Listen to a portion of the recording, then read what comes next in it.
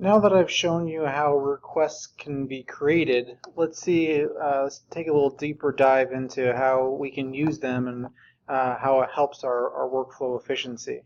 So uh, through here, I've shown all of the requests, and as an example, I'll just go through and do it over again. So I'll hit the plus button here, and this spits me back all the requests.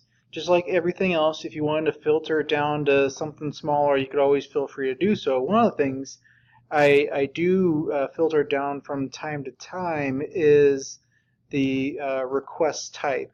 So I'll say request type is, and then the different categories. So I'll say the tollway maintenance request. So here's one that spits us back at this point in time. So there's request number 37. So as I click through here, the location information, including the street and everything else, that does get populated as we roll through and populate the things automatically on a monthly basis. But what this request is pertaining to is there's a particular stretch of road in which we were getting a high frequency of impacts, and we were asked to kind of take a closer look at it. So this is just a mechanism for the GEC to keep track of what all we've been requested to look into, and then what ends up resulting from that. So as I click on that, you can see here now there's been 4 tasks that have generated from this initial request. And I'll go down here and pan down, and you can see that there's 2 repair wall tasks. There's a repair guardrail, and there's a repair concrete median barrier wall as well. So all of these items are pretty important to be repaired.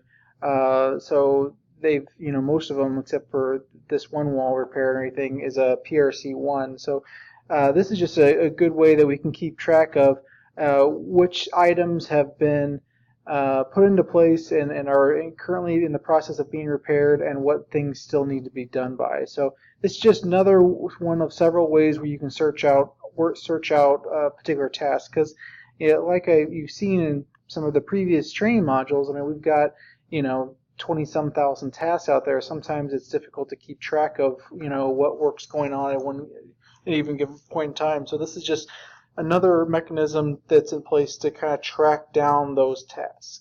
So just like everything else, or just like the other tasks, we do want to, every once in a while, as anything kind of occurs in this particular request, we try to add it to the log whenever possible. So that's something we can go in here and add information in here as well.